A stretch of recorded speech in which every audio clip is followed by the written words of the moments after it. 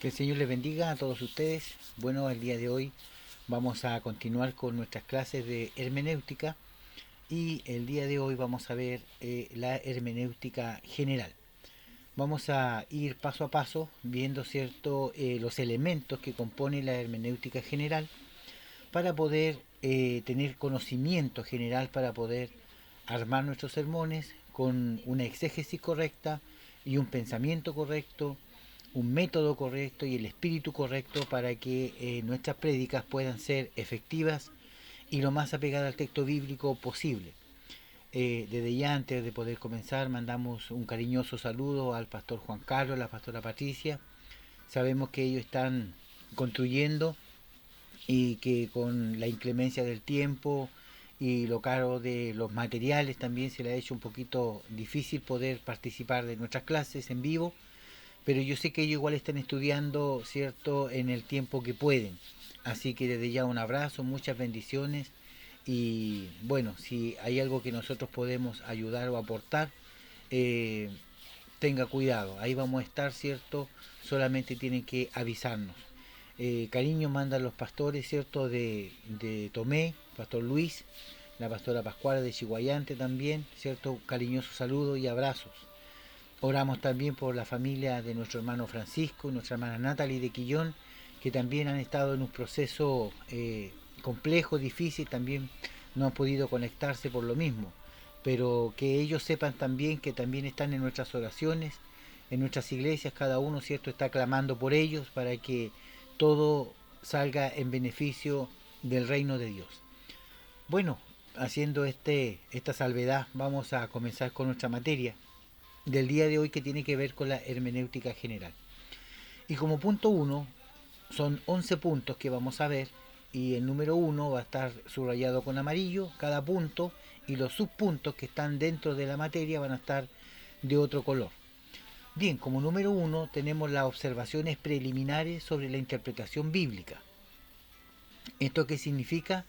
Que tenemos la necesidad de estudiar la hermenéutica, es decir, saber los pasos para poder armar un buen sermón, el intérprete, que somos nosotros, cómo estamos nosotros como personas, anímicamente, espiritualmente, eh, el libre examen de la escritura, en donde todos nosotros tenemos una libertad, un libre albedrío que el Espíritu de Dios nos da para poder entender y discernir lo que estamos leyendo. Ya, es decir, todos tenemos un libre examen, una libre interpretación de un texto, un pasaje bíblico determinado. Como punto número 4 tenemos la responsabilidad personal, ya, es decir, el compromiso espiritual que yo tengo con lo que voy a entregar. La oración, el ayuno, la preparación, la lectura bíblica, etcétera. Y la aplicación de las reglas de hermenéutica, ¿cierto? Que son no sacar un texto de contexto, no hacer eisegesis, sino una buena exégesis, que fue lo que vimos en la primera clase, que son las observaciones preliminares para poder armar un sermón.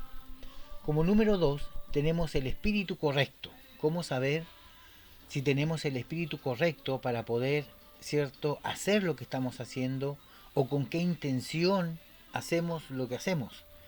Cuando preparamos el sermón, con la intención de poder a lo mejor llamar la atención generalmente por un tema en específico, ya sea la pereza, ya sea a lo mejor la flojera de asistir a los cultos, de orar.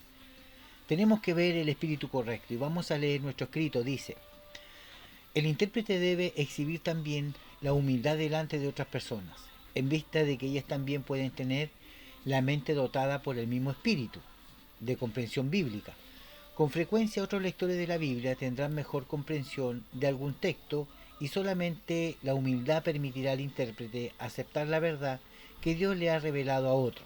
Es decir, lo que Dios me muestra a mí también se lo puede mostrar a otro, y lo que yo entendí también puede entenderlo otro también. Es decir, tenemos que tener esa humildad de que no somos nosotros los que llevamos la última revelación a la iglesia de la prédica, sino que también dentro de la congregación hay maestros, hay pastores, hay personas preparadas, y tenemos que tener la humildad suficiente para poder compartir el mensaje. El intérprete nunca debe pensar de sí mismo como infalible, que usted no tiene error y lo que usted dice es verdad, aun cuando esté seguro de que ha descubierto algunas verdades que el Señor le ha revelado. El apóstol Pablo nos ha dado un hermoso ejemplo de este espíritu en Gálatas 1, del 11 al 12. Pablo había recibido su evangelio directamente de Dios. Sin embargo, fue a Jerusalén movido para hacerlo por el Espíritu mismo, para poner delante de los demás apóstoles el mensaje que predicaba. Esto lo hizo, dice, para no correr o hacer mi recorrido en vano. Tal actitud de humildad, aún delante de otras personas, es otro requisito básico para el intérprete de la Biblia. También le es requerida la reverencia ante la revelación divina. Muchas veces querríamos sujetar alguna enseñanza a nuestro propio juicio o buscar la manera de desvanecerla, pretendiendo tener una comprensión intelectual del mundo, pero ese intelectualismo muchas veces no es más que una incredulidad disfrazada con algo respetable. Y aquí quiero poner ejemplos que son claros. Cuando la escritura dice de que nosotros tenemos que tener una comprensión intelectual de lo que estamos viendo en el día a día en el mundo, y llevar este sermón, cierto, que vamos a predicar a la iglesia de una Biblia que está escrita hace más de 2000 años atrás, debemos tener, cierto, una inteligencia espiritual para poder aplicar los principios antiguos a la vida moderna. Y esto es muy hermoso porque esto es un desafío para cada predicador. Ahora, nosotros podemos tomar el camino corto, y el camino corto sería a lo mejor buscar un mensaje de YouTube o buscar un mensaje en las redes sociales, copiarlo y predicarlo tal como lo predicó en las redes sociales. Pero eso también sería un gran error porque usted no estaría haciendo una voz, ¿cierto?, con un mensaje, sino estaría haciendo la copia o el eco de otro mensaje y de otro sermón. Por lo tanto, es necesario que nosotros podamos tener nuestro propio pan, como yo le llamo. Si usted va a ser un panadero, haga su propio pan, haga sus propios sermones, esfuércese, por algo está estudiando, aplique los principios bíblicos y no copie de otro, porque nunca va a ser usted una voz, nunca va a ser genuino, siempre va a ser la copia de la copia de la copia. Y el sermón que usted escuchó lo puede predicar otro el día de mañana que también lo escuchó. Por lo tanto, la única forma de que usted sea genuino, real y verdadero es que usted pueda armar su propio pan, su propio sermón, su propio alimento para entregar a la iglesia. No digo que sea malo el poder sacar principios bíblicos, a lo mejor de YouTube o de otra plataforma, pero sí es necesario que usted aplique lo que el Señor le está dando a usted como intérprete, como con ese espíritu correcto que usted tiene del Señor. Dios tiene algo especial para usted, a cada uno de nosotros. Él ha puesto su Espíritu Santo para que podamos comprender la Escritura y podamos embozar, armar, escribir un sermón propio de su autoría, y va a ser una revelación maravillosa. Pablo da el ejemplo, él recibió el llamado del Señor directamente de Dios, pero él igual se juntó con los apóstoles, fue a Jerusalén y expuso su tema y dijo: yo también soy tan apóstol como ustedes. La diferencia es que yo no anduve con el Señor, pero Él salió a mi encuentro. Y lo que yo predico es esto. Los apóstoles dijeron: está correcto, lo que tú predicas es eso, y es lo mismo que nosotros predicamos. Entonces nos damos cuenta que el mismo Dios que te llamó a ti también me llamó a mí. Y así los apóstoles pudieron respetar el trabajo de Pablo, apoyarlo, y de esa forma la iglesia, la familia de Dios fue creciendo. Es decir, Pablo podía tener una revelación especial distinta a los apóstoles, pero él también, cierto, estuvo trabajando junto con ellos. Nosotros podemos tener alguna revelación mayor, algún conocimiento, pero eso no significa que no podamos unirnos con otros pastores, con otras iglesias y aportar para el reino, para la extensión del evangelio. Eso tiene que ver con el espíritu correcto, con la humildad. No decir: no, los discipulados que yo hago son mejor que el resto, o las prédicas mías son mejor que las prédicas del resto. Entonces eso no es tener un espíritu correcto. Un espíritu correcto es tener un espíritu humilde, un espíritu enseñable, un espíritu en el cual podamos entender que no somos infalibles, que también cometemos errores y que podemos aprender también de los demás. Aunque sea a lo mejor algo básico, sencillo, pero siempre podemos aprender de alguien más. Ese es un espíritu correcto, humildad ante la palabra del Señor. Como número 3, vamos a ver aquí el método correcto. Y dentro de estos métodos vamos a ver varios. Hay 3 métodos equivocados de uso común y los hemos de examinar aquí. Cada uno tiene algo a su favor, pero cuando se aplica rígidamente, el error de cada uno se hace evidente. Aquí vamos a ver el método correcto de poder, ¿cierto?, interpretar un texto bíblico. Número 1, o la letra A, como usted quiera ponerle, dentro del método correcto, está el método racionalista. Consiste en sujetar toda la escritura al juicio humano para ver si son válidas o no sus declaraciones. Presupone que lo sobrenatural no existe y que todo el texto se puede entender por medio de la razón humana. Pretende ser el método científico porque elimina lo sobrenatural, según la llamada actitud científica que predomina en el laboratorio y en la mayor parte de los centros educativos. Es decir, un método, cierto, de poder entender el texto bíblico es racionalista, que es todo lo que yo entra en mi mente. Y si entra en mi mente y yo lo estoy pensando, tiene que estar sujeto a las leyes, a la ciencia, a la educación, etcétera. Por lo tanto, los milagros quedan excluidos de esto porque racionalmente es imposible que alguien camine sobre el mar. Es irracionalmente entendible que el mar se parta en dos y el pueblo pase por tierra seca. No es normal ni racional que de 5 panes, ¿cierto?, y 2 peces o 3 peces puedan, ¿cierto?, comer una multitud y sobrar unas canastas. Sabiendo que los pescados también hay que cocinarlos o se los comían crudos, ese es otro tema, pero hay que ver acá de que racionalmente son cosas que a nosotros nos cuesta entender. Entonces, si tú miras el texto bíblico racionalmente, siempre van a haber obstáculos porque la Biblia se entiende por la fe. Y la fe es creer en lo que yo no veo, pero en lo que sí llegará. Por lo tanto, todos los sucesos del Antiguo Testamento y del Nuevo están bajo la lupa de la fe, bajo los lentes ópticos de la fe y la creencia en los milagros. Y los milagros racionalmente están fuera, porque no caben en la educación ni en la ciencia. Número 2, segundo método, es el método alegórico místico.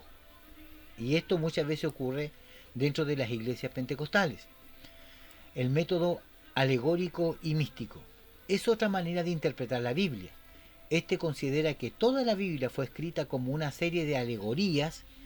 Insiste en que no es el significado natural y evidente el que da la Biblia, su importancia, sino que el sentido místico. Para ello, místico significa oculto o espiritual. Es decir, lo místico vendría siendo lo oculto, lo secreto, o las cosas espirituales. Por ejemplo, Jesús dijo: entra en tu recámara, ora a tu Padre en lo secreto, en lo místico, en lo espiritual, y Dios te recompensará en público. Entonces muchos se basan de que la Biblia está escrita místicamente, espiritualmente, ocultamente. Este método fue inventado por los griegos antiguos que procuraban explicar a sí mismos sus mitos y leyendas.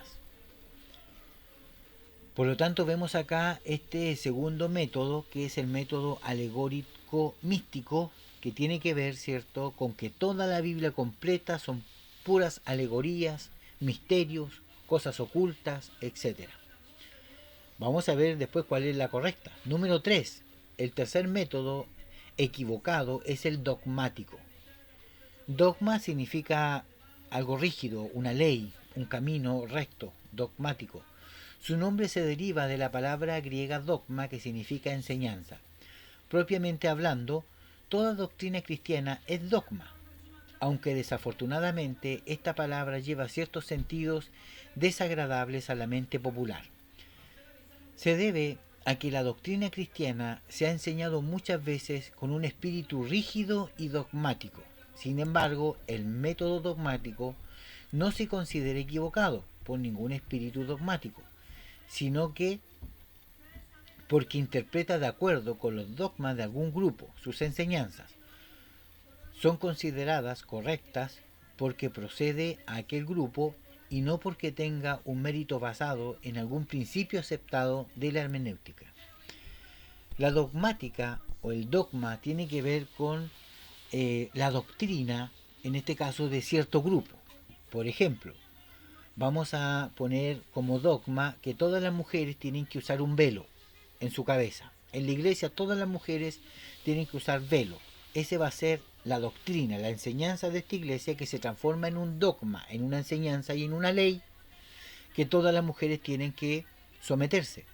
Lo mismo pasa con la falda, lo mismo pasa con el pelo corto, con las pinturas, etcétera. Dogmas, doctrinas que se absorben, que se aferran a una congregación o a una enseñanza, que después de un tiempo pasa a ser doctrina, dogmático, y dentro de esa comunidad no está mal, aunque cuando se junta con otras iglesias y se visten distinto, se dan cuenta de que ellos son los pecadores y ellos y los otros son los santos.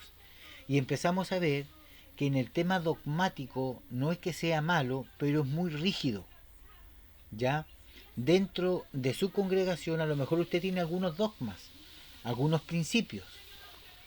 Por ejemplo, el poder bautizarse y ser miembro de una iglesia a usted le permite, ¿cierto?, predicar, coordinar, etcétera. Esa es una norma, una doctrina, una regla de la iglesia. Pero hay otras iglesias que bautizan a las personas y no por ser bautizados son miembros. No por ser bautizados tienen derecho a púlpito.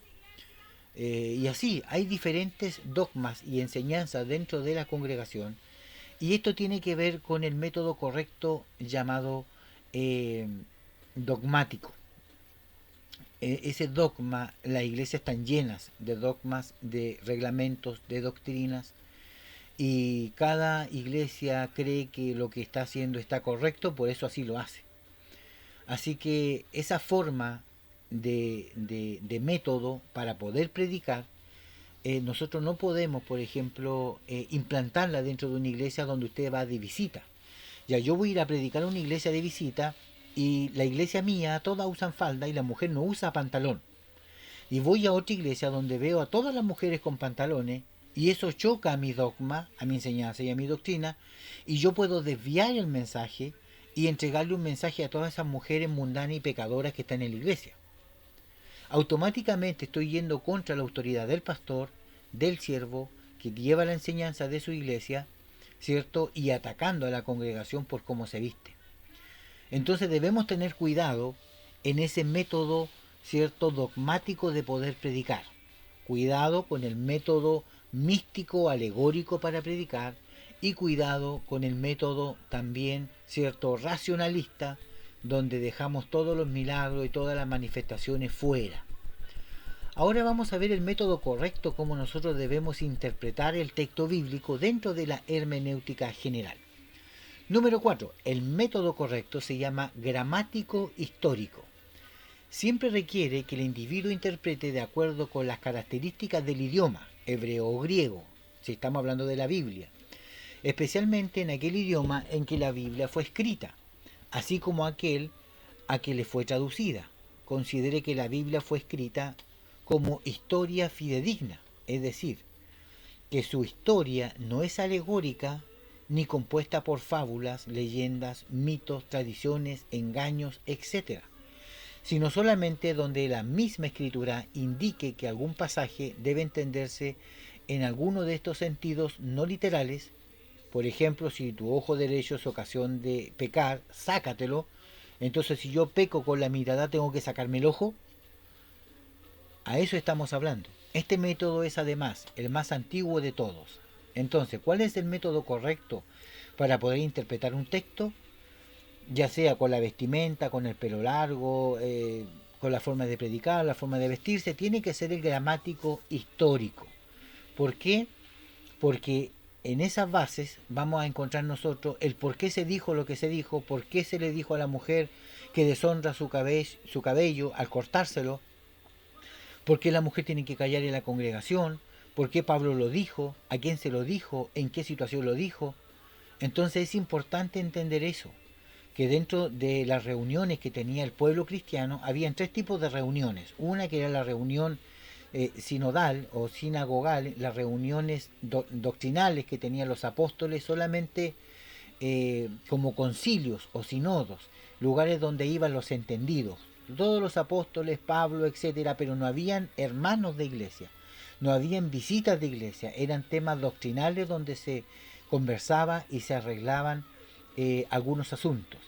Segunda reunión que tenían ellos era la iglesia, que era la eclesía, que se juntaban en las casas, ¿cierto? Compartían el pan, cantaban, oraban y alababan al Señor. Ahí tenemos, ¿cierto?, a Pedro dentro de una casa, Aquila y Priscila, que también tenían su casa, en donde ellos hacían sus cultos para hermanos, para fortalecer su fe, secreto y oculto. Y estaba la congregación, en donde se aceptaban personas nuevas dentro de la congregación. Cuando Pablo llega a la iglesia de Corinto y ve que hay hermanos nuevos dentro de la iglesia y hay manifestaciones espirituales, hay danzas, hay profecías, hay lenguas, etcétera, él pone orden, porque los nuevos que estaban mirando no entendían nada, decían, estos están borrachos, estos están ebrios, esto no, y cada mujer hablaba y hombre decía, entonces él dice, calle la mujer la congregación, y él poniendo las bases para ordenar la iglesia de Corintio. Recordemos que en la iglesia de Corintio tenemos 12 a 14 errores que la iglesia tenía que Pablo corrige. Entonces debemos entender el tema gramático histórico para poder comprender bien el texto bíblico y por qué se dijo lo que se dijo, y no sacar ese texto, calle la mujer en la congregación, para no darle púlpito, no darle lugar a la enseñanza, no darle lugar a que levanten oración, porque la Biblia dice calle la mujer en la congregación. Entonces debemos hacer una buena exégesis, una buena hermenéutica general para poder comprender el porqué de las cosas. Por eso es necesario el tema de el método correcto gramático histórico. Yo le mandé un archivo adjunto al grupo en donde eso no vamos a repasarlo porque eso es de conocimiento general. Yo quise compartirlo para que ustedes vean los idiomas en los cuales, cierto, estaban escritos los textos bíblicos, tanto del Antiguo como el Nuevo Testamento, y no solamente una lengua. Nosotros decimos, claro, en el Nuevo Testamento está escrito en griego y el Antiguo en hebreo, pero también hay un paleohebreo, hay un hebreo arameizado en el Antiguo Testamento, y también tenemos en el griego, tenemos distintos tipos de griegos, no solamente el jónico, el ático, sino que tenemos también un griego koiné o una forma koiné. Tenemos distintos griegos que se ocupan en el Nuevo Testamento. Así que como material adjunto se lo entrego para que usted lo revise, lo guarde y lo archive para su conocimiento general. Número 4. Lea con cuidado. Y esto es importante porque muchas veces decimos cosas que el texto no dice por no leer bien. Y vamos a ver cómo sigue esto. Lea siempre con cuidado. Todo lector de la Biblia puede acostumbrarse tanto al lenguaje bíblico que llega a leer por encima de las palabras muy conocidas, creyendo que las lee con toda exactitud. Cuando lee así, los errores de su lectura habitual se agravan aún más profundamente en su cerebro. Para entender correctamente cualquier pasaje escrito es necesario leerlo siempre con cuidado. Entre más importante sea lo que está escrito, más serios serán los errores que se cometan al no leer bien. El lector debe ver con cuidado las palabras que se encuentran en el texto. Es posible que una palabra se tome por otra. Se cuenta que un lector no muy experto leyó Génesis 2:20, constituyendo la palabra idónea por ideona. Se puso a pensar sobre esta palabra desconocida y dijo, sí, es verdad que Dios nos ha dado mujeres ideonas. Tiene muchas ideas buenas y nos ayudan de esta manera. No conociendo la palabra idónea, la leyó como si fuera ideona y le dio su propia interpretación.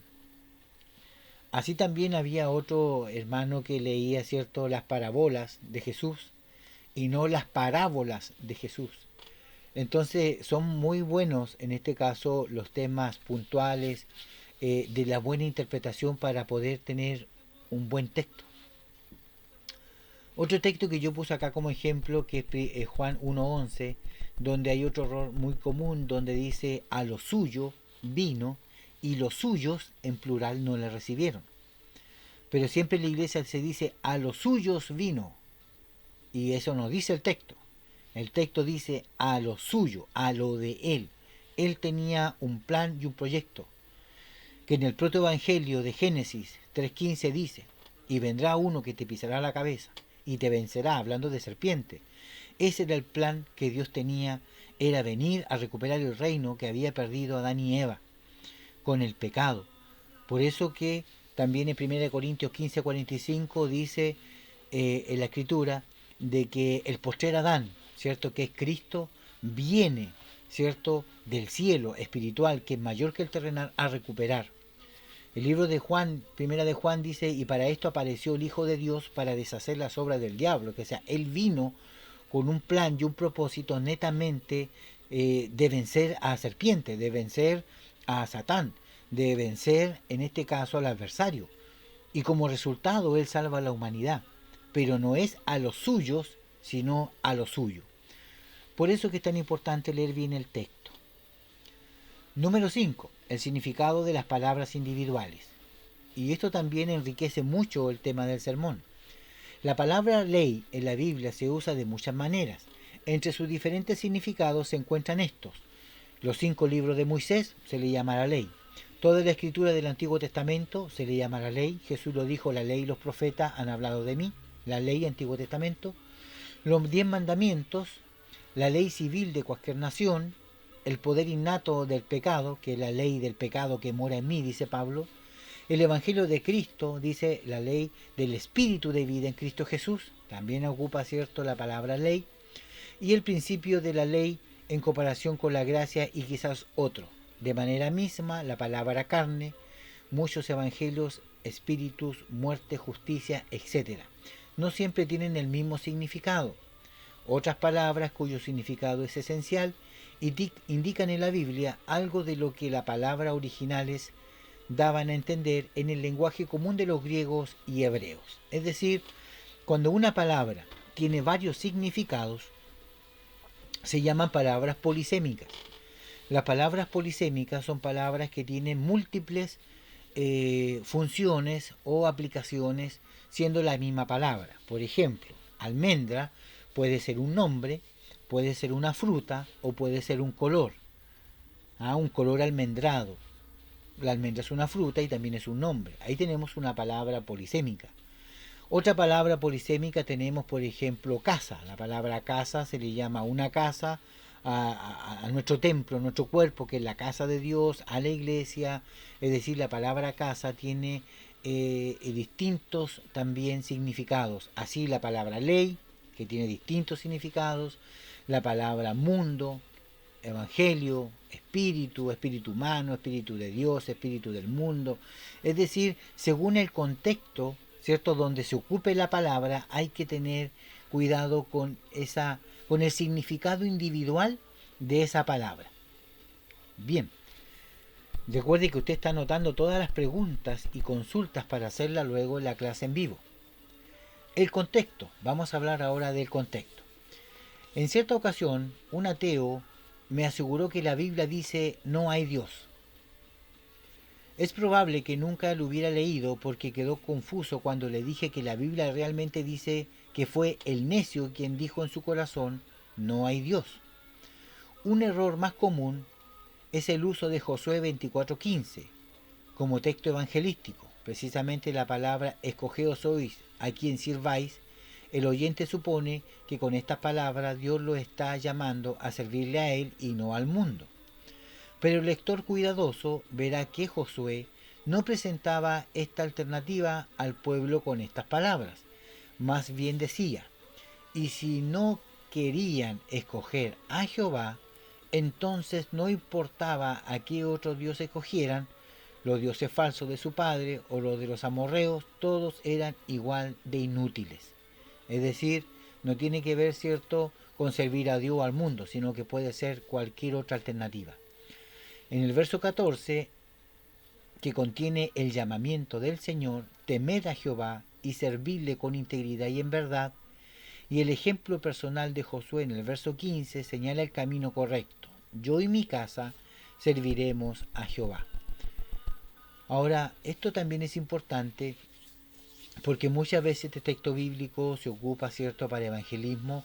Yo y mi casa serviremos a Jehová, o sírveme tú y tu casa será salva. Claro, usted puede servir al Señor y en su casa son todos mundanos. Todos se mueren y usted se va al cielo y su familia se va al mundo, se va al infierno, o al Hades o al Seol. Entonces, ¿dónde queda esa promesa que sírveme tú, ¿cierto? Y toda tu casa será salva? O sea, si tú comes un pedazo de pan, ¿los demás se llenan su estómago?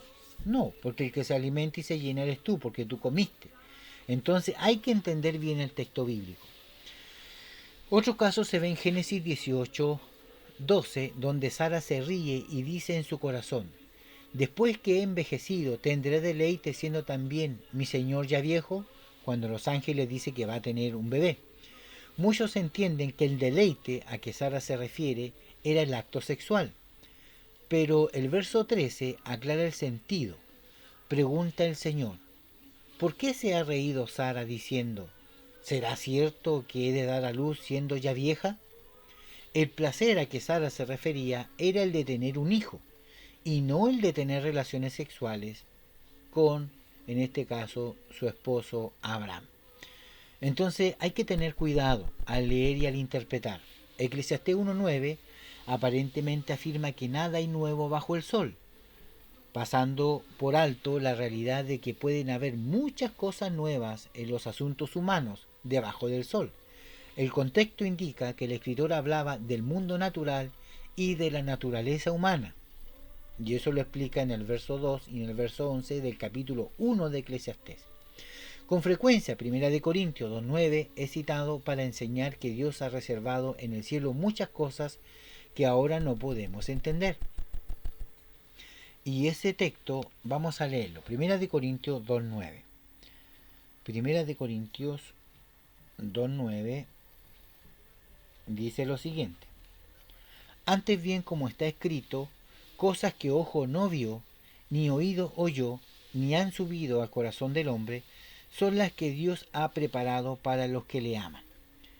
Muchas veces este texto bíblico se ocupa para hablar espiritualmente de las cosas ocultas, pero aquí en ninguna parte dice que están en el cielo. Vamos a volver a leer. 1 Corintios 2:9, nuestra hoja dice, citado para enseñar que Dios ha reservado en el cielo muchas cosas que ahora no podemos entender. Nunca 1 Corintios 2:9 ha dicho que hay cosas en el cielo, sino que dice, antes bien, como está escrito, cosa que ojo no vio, ni oído yo, ni han subido al corazón de hombre, son las que Dios ha preparado para los que le aman. Aquí no aparece la palabra cielo, ni la Nueva Jerusalén, ni la ciudad celestial, ni el paraíso que está arriba. No, está hablando de otra cosa. Por eso que es importante que nosotros entendamos, cuando leemos la Escritura, cuál es el sentido, lo gramático histórico, qué es lo que me está queriendo dar a entender el texto, y no hacer una lectura rápida así, abuelo de pájaro, como yo les digo, ¿cierto? Y poder enseñar de esa forma, porque vamos a cometer errores. Punto número 7, ya queda menos. Pasajes paralelos. Los pasajes que se refieren al mismo asunto se llaman pasajes paralelos. Esta expresión se usa también para aquellas partes de la Biblia que tratan las mismas leyes, doctrinas o profecías usando un lenguaje similar. En el estudio de cualquier parte de la Biblia, cuyo tema es tratado en otra parte de ella, será necesario examinar todos estos pasajes para tener en mente la enseñanza completa. Cualquier interpretación que no hace esto será inadecuada. En algunos casos se cometerá un error serio por no leer los pasajes paralelos. Hay 3 pasajes muy importantes que tratan de la deidad de Jesucristo: Colosenses 1:15 al 19, Hebreos 1 del 1 al 3 y Apocalipsis 1 del 4 al 8. Estos pueden considerarse como pasajes paralelos en cuanto tratan el mismo asunto. Ahora, en Colosenses, en Hebreo y en Apocalipsis, a pesar de que están hablando del mismo tema, pueden haber ingredientes que un texto no tenga y el otro sí, y esos textos paralelos se fortalecen entre sí cuando se lee la enseñanza de forma completa. Lo mismo vemos en los evangelios. En Mateo, Marcos y en Lucas puede aparecer la misma parábola escrita de diferente forma, o la misma enseñanza de Cristo replicada de otra forma. La transfiguración, por ejemplo, puede aparecer en Mateo, Marco y en Lucas, pero en las tres partes tiene un ingrediente diferente y en algunas sí, solamente se parecen. Entonces es necesario también entender los pasajes paralelos. Lo que yo estoy leyendo está escrito en otro pasaje. ¿Qué me dice la concordancia bíblica? ¿Qué me dice el pasaje bíblico? ¿Tiene alguna cita bíblica abajo como para referencia, para buscar? Y esos son detalles que nosotros no debemos pasar por alto. Los pasajes paralelos. El mensaje de la Biblia entera. Los cristianos que leen y aceptan la Biblia creen que el autor de la escritura fue el Espíritu Santo, que inspiró obviamente a cada hombre según la época y el tiempo, y que realmente no contiene contradicciones. Cada parte de la Biblia estará en completa armonía con el resto de la Biblia siempre que se interprete correctamente. Así como es necesario examinar cualquier texto junto con su propio contexto, es necesario también compararlos con la enseñanza general de la Biblia. El propósito y el plan y las limitaciones de cada escritura. El que lee la Biblia rápida y superficialmente puede entender mal el mensaje de cualquier parte de ella, no captando la razón por la que fue escrita, o bien puede pasar por alto ciertos rangos literarios que revelan el plan del libro, o no considerar las limitaciones a las que estaban sujetos sus escritores. El lector debe reconocer siempre que cada escritor tuvo en mente algún propósito especial cuando escribió y que surgió y que siguió algún plan en su composición, pero que por razones del tiempo cuando vivió y el estado de los acontecimientos humanos, no pudo escribir muchas cosas para satisfacer nuestra curiosidad moderna. Y esto es importante, porque yo comentaba con los pastores acá de que siempre la Biblia de estudio, en las primeras páginas de cada libro, aparece como un resumen del libro. Primera de Corintios, tiene tantos capítulos, se dividen en tantos, se estudian en tantos, el pasaje principal del libro dice esto. Entonces siempre hay un propósito por el cual escribir.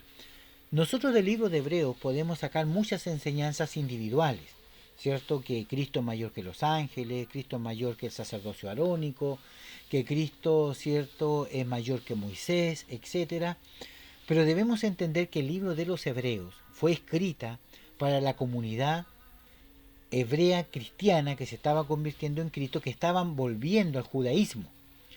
Y cuando el escritor empieza a decir que Cristo es más grande que Moisés, es más grande que la ley, es más grande que los ángeles, es más grande que Noé, etcétera, que cómo ellos pueden volver al judaísmo pisoteando y despreciando la sangre del Cordero de Dios, ellos entienden de que tienen que permanecer en la fe. Porque Jesús dijo, yo voy y vuelvo. Ya habían pasado varios años y él no volvía, entonces muchos volvieron atrás. Volvieron al judaísmo, lo que habían salido del judaísmo estaban volviendo, y la carta de Hebreos se escribe como una carta de defensa de la fe, de afirmar los pies de los nuevos creyentes que no vuelvan al judaísmo, porque ahí no hay salvación. Entonces es importante entender el principio de las cartas. ¿Por qué fue escrita la carta de 1 Corintios, que es muy distinta a la carta de 2 de Corintios? En la primera carta de Corintios, Pablo los trata como a carnales a todos, una iglesia desordenada, corrupta, inmunda, pero en la segunda de Corintios los trata como hermanos amados, consiervos del Señor, porque las cartas tienen un propósito. La carta de Efeso, la carta a los Gálatas, a Filemón, a Filipenses, tienen un propósito. Y eso también ayuda al predicador y al que está armando el sermón hermenéutico de poder entender un poquito mejor la carta de cual está leyendo o preparando su sermón. Eso tiene que ver con el propósito y el plan y las limitaciones de cada escritura. Vamos a ver el punto 10.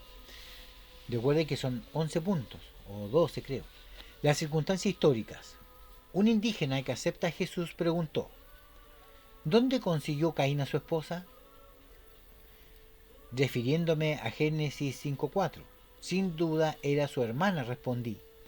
Había procurado decirle que todas las personas de aquel tiempo habían nacido del primer matrimonio de Adán y Eva. Pero este creyente indígena no pudo entender la situación histórica, se equivocó también creyendo que lo que era necesario o aceptable en la historia antigua podía hacerse en la actualidad.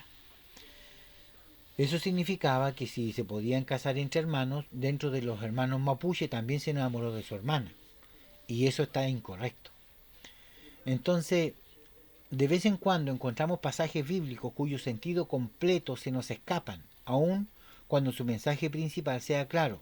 Con frecuencia tales textos se aclaran cuando entendemos las circunstancias históricas.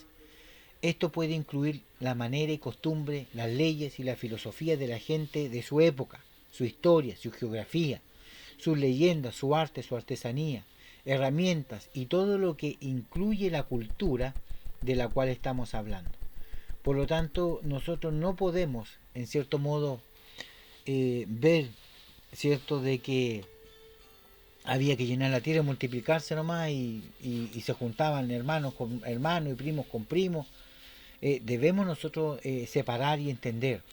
Lo mismo pasa con el ejemplo del amor que yo les decía.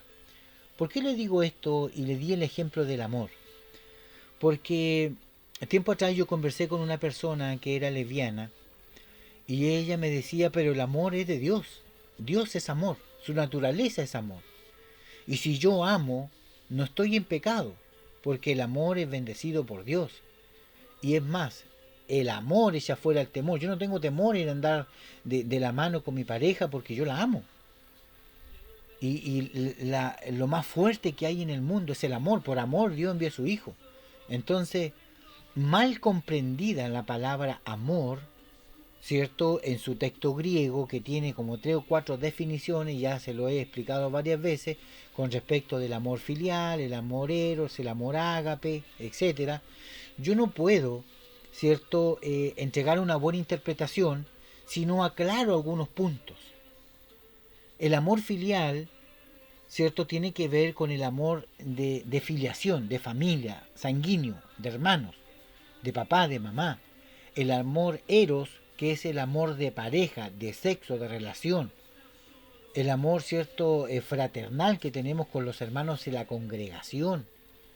¿Ya? Entonces el amor yo tengo que enfocarlo según el punto. Si estoy hablando de un amor eros, de pareja, la Biblia me dice que yo no puedo estar con un hombre porque es un yugo desigual, es alguien del mismo género. Romano lo condena, Levítico también. Entonces hay que en su contexto poder explicar bien la palabra amor, que también es una palabra polisémica. Así que ojo con eso. Las claves de los dos testamentos. Cuando un lector lee la Biblia, con pocas instrucciones, examina atentamente los dos testamentos, puede dudar que su mensaje es muy diferente y cómo se ajusta a aquel cuadro viejo la persona de Jesús. A menudo de que alguien no guíe, puede pasar mucho tiempo resolviendo la duda. Quizás se pregunte, ¿cómo es que estos dos testamentos fueron unidos en un mismo libro, siendo tan diferentes? Puede haber un conflicto muy grande entre la ley de Moisés y el Evangelio de Cristo. Y eso muchas veces a lo mejor usted igual lo ha notado y lo ha visto. Pero no hay contradicción entre la ley y el Evangelio. Hay una filiación, es decir, ambos se potencian, porque lo que se cumple en el Nuevo estaba profetizado en el Viejo. Y en el Nuevo lo que se habla se confirma en el Antiguo. Entonces, como empezamos a leer, una persona no muy entendida, no muy avesada en la lectura bíblica, puede entender que los dos textos, el Antiguo y el Nuevo, se contradicen y son distintos. Siendo tan diferentes, puede haber un conflicto muy grande entre la ley de Moisés y el Evangelio de Cristo, que se entiende que la clave de los dos testamentos es Jesucristo, el cual da testimonio de las antiguas escrituras. Los escribas, que eran los mejores conocedores de la escritura, reconocían las referencias mesiánicas, aunque no todas, pero no entendían que el Mesías iba a cumplir y así poner fin a la ley como sistema de religión. Tampoco entendían los escribas que por la gracia de Dios, no por las demandas de la ley, Dios iba a justificar al pecador. Claro, porque eran misterios que estaban ocultos, revelados en el Nuevo Testamento. Y eso también lo hemos enseñado dentro de los 9 misterios que revela Pablo. Refiriéndose a la conexión entre los dos testamentos, dijo San Agustín, que era un padre de la Iglesia: El Nuevo Testamento está oculto en el Antiguo Testamento y el Antiguo está revelado en el Nuevo. Esto es especialmente claro con respecto a Jesucristo. Él es el tema central del Antiguo Testamento, aunque no aparezca claramente a los ojos del lector. Es decir, el único hilo conductor, la única rodilla o codo, este es un codo que junta el antebrazo de mi brazo, está unido por este codo que la Biblia llama coyunturas. Entonces, la coyuntura que une los dedos, que une los brazos, el codo, las rodillas, esa coyuntura que usted tiene en su dedito aquí, ¿cierto? Esto que está aquí se une con esto gracias a esta coyuntura que está aquí.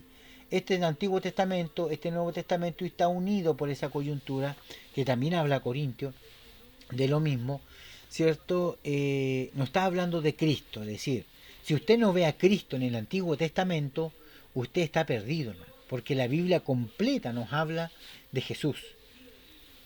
Ya hemos estudiado en el curso del año anterior de Cristología, donde vemos a Cristo por todos lados en el Antiguo Testamento.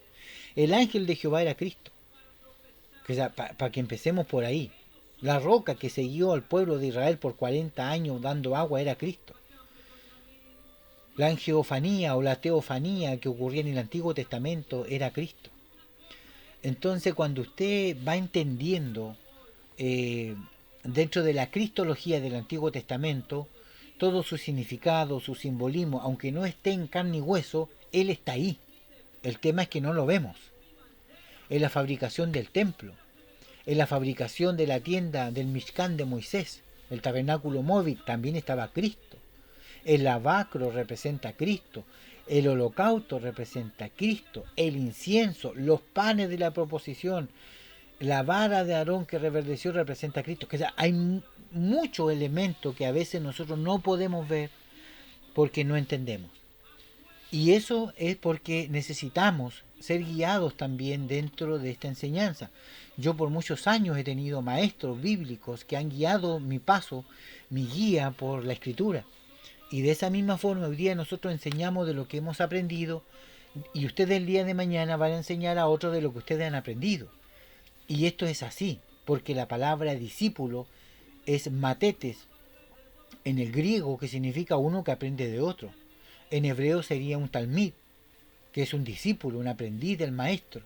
Entonces debemos entender que el ser guiado por otros en este conocimiento, en esta búsqueda de la verdad, en esta búsqueda de poder no cometer errores o lo menos posible, porque la Biblia nos dice que vamos a dar cuenta de todo lo que enseñemos.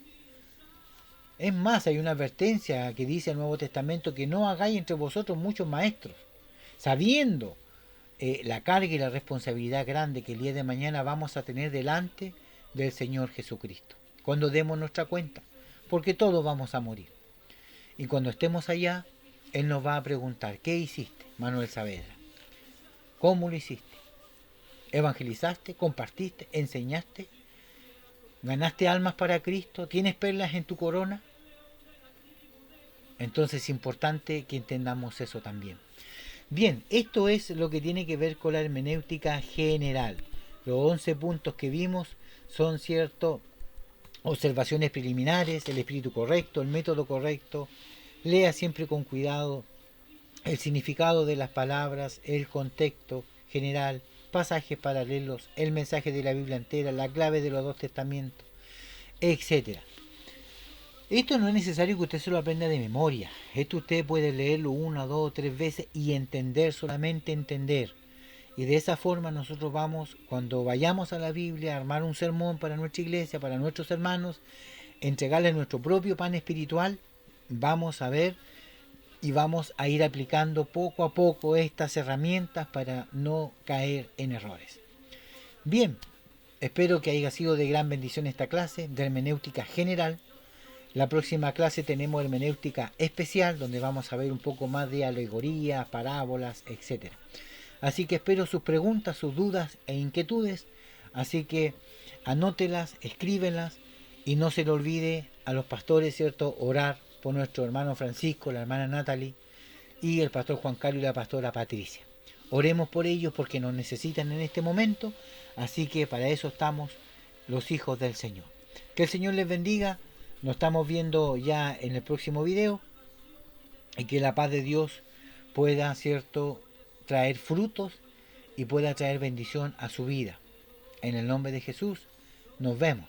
Amén. Amén.